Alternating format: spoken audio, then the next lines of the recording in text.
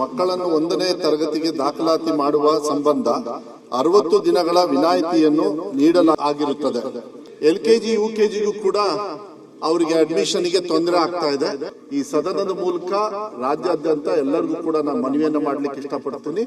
2026-27ನೇ ಸಾಲಿಗೆ ಅನ್ವಯವಾಗುವಂತೆ ರಾಜ್ಯದಲ್ಲಿ 1ನೇ ತರಗತಿ ದಾಖಲಾತಿಗೆ ಇದ್ದ 6 ವರ್ಷದ ಮಿತಿಯನ್ನ ಸಡಿಲಿಸಿ ರಾಜ್ಯ ಸರ್ಕಾರ ಘೋಷಣೆ ಮಾಡಿದೆ.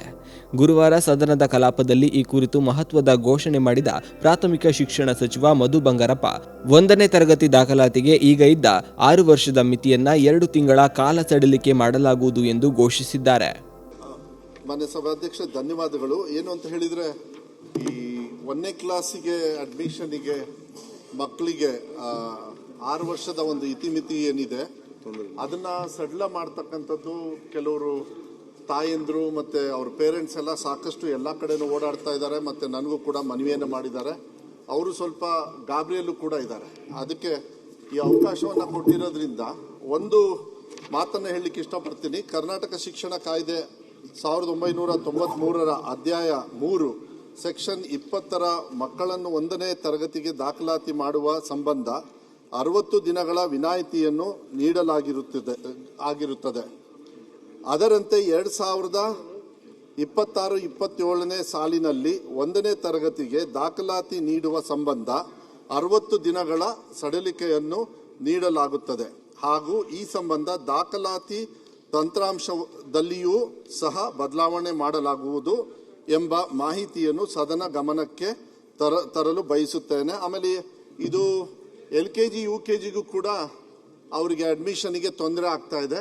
ಅಲ್ಲಿಗೂ ಕೂಡ ಹೊಸದಾಗಿ ಒಂದು ಕಾನೂನನ್ನು ನಾವು ಆದಷ್ಟು ಬೇಗ ತಂದು ಇದನ್ನ ಪರ್ಮನೆಂಟ್ ಆಗಿ ಒಂದು ಸೊಲ್ಯೂಷನ್ ಮಾಡ್ತಕ್ಕಂಥದ್ದು ಮಾಡ್ತೀವಿ. ಅದಕ್ಕೆ ಈ ಸದನದ ಮೂಲಕ ರಾಜ್ಯಾದ್ಯಂತ ಎಲ್ಲರಿಗೂ ಕೂಡ ನಾನು ಮನವಿಯನ್ನು ಮಾಡಲಿಕ್ಕೆ ಇಷ್ಟಪಡ್ತೀನಿ.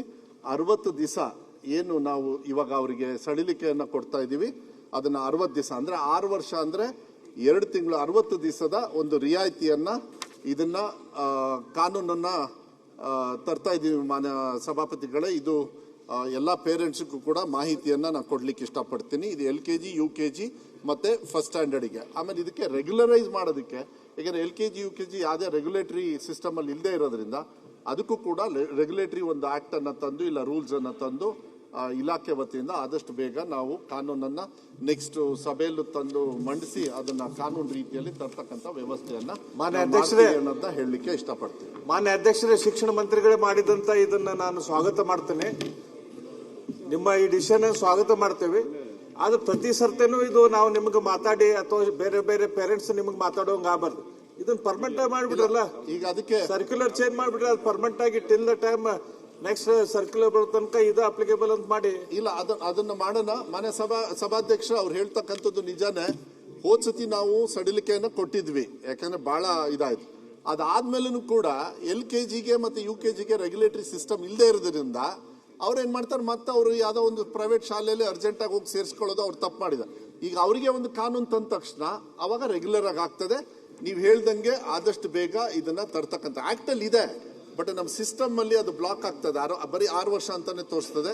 ಅದನ್ನು ಕೂಡ ಇಲಾಖೆಯವ್ರ ಜೊತೆಗೆ ಈಗ ಬೆಳಗ್ಗೆನೂ ಕೂಡ ನಾವು ಮಾತಾಡಿ ಇದು ಬಹಳ ತುರ್ತಾಗಿ ತಗೊಳ್ಬೇಕಾಗುತ್ತೆ. ಯಾಕಂದ್ರೆ ಪಾಪ ಭಯದಲ್ಲಿ ಎಲ್ಲಾ ಕಡೆನೂ ಓಡಾಡ್ತಾ ಇದ್ದಾರೆ ಅವರು. ಇವತ್ತಿಂದ ಅವರು ಆ ರೀತಿ ಎಲ್ಲೂ ಹೋಗೋದು ಬೇಡ. ಇದನ್ನ ಆದಷ್ಟು ಬೇಗ ಕಾನೂನನ್ನ ಮಾಡಿಸಿ ಮಂಡನೆನೂ ಕೂಡ ನಾನು ವಿಧಾನಸಭೆಗೆ LKG UKGಗೂ ಅಪ್ಲಿಕೇಬಲ್ ಆಗುತ್ತೆ. ಹೌದೌದು. ಈಗ LKG UKG ಎಲ್ಲದಕ್ಕೂ ಸಿಸ್ಟಮ್ ಅನ್ನ ಆಮೇಲೆ ಅಫಿಷಿಯಲ್ ಆಗಿ ಈ ಒಂದು ರೂಲಿಂಗ್ ನ ಸ್ಟೇಟ್ಮೆಂಟ್ ಮಾಡಿದಿರಿ.